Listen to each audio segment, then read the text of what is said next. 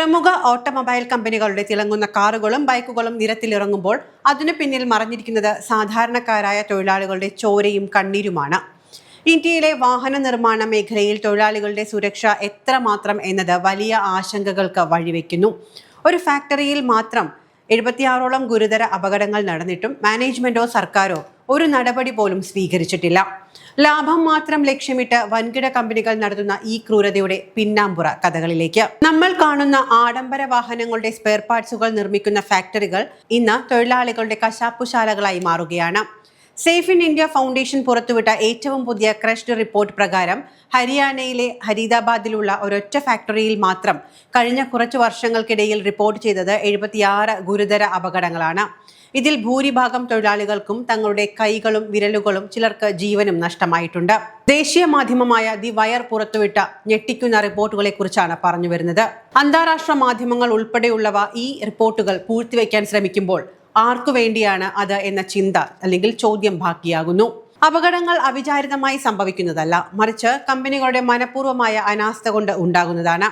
ഉൽപാദനം കൂട്ടാൻ വേണ്ടി യന്ത്രങ്ങളിലെ സുരക്ഷാ സെൻസറുകൾ പല ഫാക്ടറികളിലും മാനേജ്മെന്റ് തന്നെ ഓഫ് ചെയ്തു വെക്കുന്നു. മെഷീനുകളിൽ കൃത്യമായ സുരക്ഷാ സെൻസറുകൾ ഇല്ലാത്തതുകൊണ്ട് 76% അപകടങ്ങളും സംഭവിക്കുന്നത് കൈകളും വിരലുകളും യന്ത്രങ്ങൾക്കിടയിൽപ്പെട്ട് ചതഞ്ഞരഞ്ഞു പോകുന്നതിലൂടെയാണ്. ഫരീദാബാദിലെ ഒരു ഫാക്ടറിയിൽ മാത്രം 2018-നും 2025-നും ഇടയിൽ 76 ഗുരുതര അപകടങ്ങൾ നടന്നിട്ടും യാതൊരു നടപടിയും ഉണ്ടായിട്ടില്ല എന്ന് പറയുമ്പോൾ അവിടെയാണ് നമ്മൾ ആശങ്കപ്പെടേണ്ടത്. എന്തുകൊണ്ടാണ് ഇത്ര വലിയ അപകടങ്ങൾ, അതായത് ജീവൻ വരെ നഷ്ടമാകുന്ന അവസ്ഥ പല വട്ടങ്ങളിൽ സംജാതമായിട്ടും ഇതിനെതിരെ ഒരു നടപടി ഉണ്ടാകാത്തത്? ഇത്തരം റിപ്പോർട്ടുകൾ പുറത്തു വന്നിട്ടും അതെന്തുകൊണ്ടാണ് ഒരു മാധ്യമങ്ങളും വലിയ രീതിയിൽ കൊട്ടിഘോഷിക്കാത്തത്? അതിന് പിന്നിൽ രാഷ്ട്രീയമായ ഇടപെടലുകൾ ഉണ്ടോ എന്ന സത്യമാണ് പുറത്തു വരേണ്ടത്. മെഷീൻ വേഗത്തിൽ പ്രവർത്തിക്കുമ്പോൾ കൈ ഒന്ന് പിഴച്ചാൽ വിരലുകൾ ചതഞ്ഞരഞ്ഞു പോകും. പരിക്കേൽക്കുന്നവരിൽ ഭൂരിഭാഗവും UP, ബീഹാർ തുടങ്ങിയ സംസ്ഥാനങ്ങളിൽ നിന്നുള്ള പാവപ്പെട്ട താൽക്കാലിക തൊഴിലാളികളാണ്. ഇവർക്ക് കൃത്യമായ വിദ്യാഭ്യാസമോ യോഗ്യതയോ സുരക്ഷിതത്വമോ ഉണ്ടായിരിക്കില്ല. കമ്പനികൾക്ക് ഉൽപാദനം കുറയാതിരിക്കാൻ യന്ത്രങ്ങളിലെ സുരക്ഷാ സെൻസറുകൾ മനഃപൂർവ്വം ഒഴിവാക്കുന്നു. അപകടം സംഭവിച്ചാൽ പകരം ആളെ വെക്കാമെന്ന ചിന്താഗതിയാണ് മാനേജ്മെന്റിന്. പലപ്പോഴും ട്രെയിനിങ് ഇല്ലാത്ത താൽക്കാലിക തൊഴിലാളികളെയും ഹെൽപ്പർമാരെയും അപകടകരമായ ഇത്തരം ജോലികൾക്കായി നിയോഗിക്കുകയും ചെയ്യുന്നു. Maruti Suzuki, Tata Motors, Mahindra, Honda, hero, Bajaj തുടങ്ങിയ ഇന്ത്യയിലെ ഏറ്റവും മുൻനിര ബ്രാൻഡുകൾക്ക് പാർട്സുകൾ നിർമ്മിച്ചു നൽകുന്ന സപ്ലൈ ചെയിൻ കമ്പനികളിലാണ് ഈ ചോരക്കളി നടക്കുന്നത്. വൻകിട കമ്പനികൾ ബില്യൺ കണക്കിന് രൂപ ലാഭം ഉണ്ടാക്കുമ്പോൾ താഴെ തട്ടിൽ പണിയെടുക്കുന്ന കരാർ തൊഴിലാളികൾക്ക് കൃത്യമായ സുരക്ഷാ പരിശീലനമോ ESIയോ ആനുകൂല്യങ്ങളോ ഒടുവിൽ അപകടം പറ്റിയാൽ അർഹമായ നഷ്ടപരിഹാരമോ പോലും ലഭിക്കുന്നില്ല. ഒപ്പിട്ട നിയമന ഉത്തരവുകൾ പോലും ഇല്ലാതെയാണ് പലരും പണിയെടുക്കുന്നത്. അതായത് അപകടം സംഭവിക്കുന്നതുവരെ പല തൊഴിലാളികൾക്കും ESIC ഹെൽത്ത് കാർഡുകൾ ലഭിക്കാറില്ല. ഭൂരിഭാഗം പേർക്കും നിയമപരമായ അപ്പോയിന്റ്മെന്റ് ലെറ്ററുകളോ കൃത്യമായ ശമ്പള വിവരങ്ങളോ ലഭിക്കുന്നില്ല. ഒപ്പം അധിക ജോലിക്ക് അർഹമായ വേതനവും നിഷേധിക്കപ്പെടുന്നു.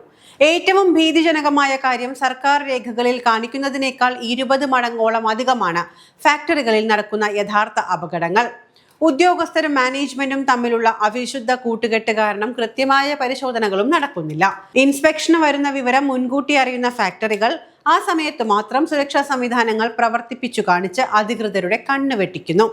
പ്രമുഖ ഓട്ടോമൊബൈൽ കമ്പനികളുടെ തിളങ്ങുന്ന കാറുകളും ബൈക്കുകളും നിരത്തിലിറങ്ങുമ്പോൾ അതിനു പിന്നിൽ മറഞ്ഞിരിക്കുന്നത് സാധാരണക്കാരായ തൊഴിലാളികളുടെ ചോരയുടെ മണമാണ്.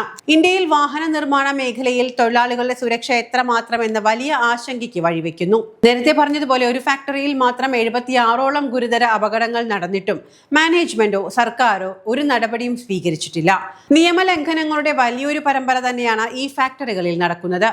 അപകടത്തിൽപ്പെട്ട 76 തൊഴിലാളികളിൽ 41 പേർക്കും അപകടം നടക്കുമ്പോൾ നിയമപ്രകാരം ലഭിക്കേണ്ട ESIC ഹെൽത്ത് കാർഡുകൾ ഉണ്ടായിരുന്നില്ല. അപകടം നടന്ന ആശുപത്രികളിൽ എത്തുമ്പോൾ മാത്രമാണ് പലർക്കും തട്ടിക്കൂട്ട് രേഖകളും കാർഡുകളും ഒക്കെ ഉണ്ടാകുന്നത്. ഇവിടുത്തെ ഭൂരിഭാഗം തൊഴിലാളികൾക്ക് അപ്പോയിന്റ്മെന്റ് ലെറ്ററോ പേ സ്ലിപ്പോ ലഭിക്കാറില്ല. പ്രതിദിനം 12 മണിക്കൂർ വരെ ജോലി ചെയ്യാൻ ഇവർ നിർബന്ധിതരാകുന്നുവെങ്കിലും അധിക ജോലി അഥവാ ഓവർ ടൈമിന് നിയമപ്രകാരം ലഭിക്കേണ്ട ഇരട്ടി വേതനം ഇവർക്ക് നിഷേധിക്കപ്പെടുകയാണ്. റിപ്പോർട്ടുകൾ പ്രകാരം ഇത്തരം വൻ അപകടങ്ങൾ നടക്കുമ്പോൾ ഗവൺമെന്റ് ഇൻഷുറൻസ് കമ്പനികൾ നൽകുന്ന തുച്ഛമായ തുകയല്ലാതെ ₹1 പോലും ഫാക്ടറി ഉടമകൾ സ്വന്തം കയ്യിൽ നിന്നും നഷ്ടപരിഹാരമായി നൽകാറുമില്ല. ഫാക്ടറി ഇൻസ്പെക്ടർമാരാകട്ടെ പരിശോധനയ്ക്ക് എത്തുന്നതിന് മുൻപ് തന്നെ നേരത്തെ പറഞ്ഞതുപോലെ മാനേജ്മെന്റിന് വിവരം ചോർത്തി നൽകാറുമുണ്ട്. അതുകൊണ്ട് തന്നെ ഇൻസ്പെക്ഷൻ ദിവസങ്ങളിൽ മാത്രം മെഷീനുകളിലെ സെൻസറുകൾ കൃത്യമായി പ്രവർത്തിപ്പിച്ചു കാണിച്ച് അധികൃതരുടെ കണ്ണ് വെട്ടിച്ച് അല്ലെങ്കിൽ അവർക്ക് ആവശ്യമായതെല്ലാം നൽകിക്കൊണ്ട് അവരുടെ കണ്ണ് വെട്ടിക്കുന്നു എന്ന ആരോപണവും ശക്തമാണ്. ഒരു തൊഴിലാളിക്ക് പരിക്കേറ്റാൽ പകരം വെക്കാൻ വേറെ ആൾ വരുമെന്ന അതിക്രൂരമായ ചിന്താഗതിയാണ് ഈ മൾട്ടിനാഷണൽ കമ്പനികൾക്ക് പിന്നിലുള്ളത്. കോർപ്പറേറ്റുകളുടെ ലാഭക്കൊതിക്ക് മുന്നിൽ പാവപ്പെട്ടവന്റെ ജീവനും ജീവിതവും ഹോമിക്കപ്പെടുകയാണ്.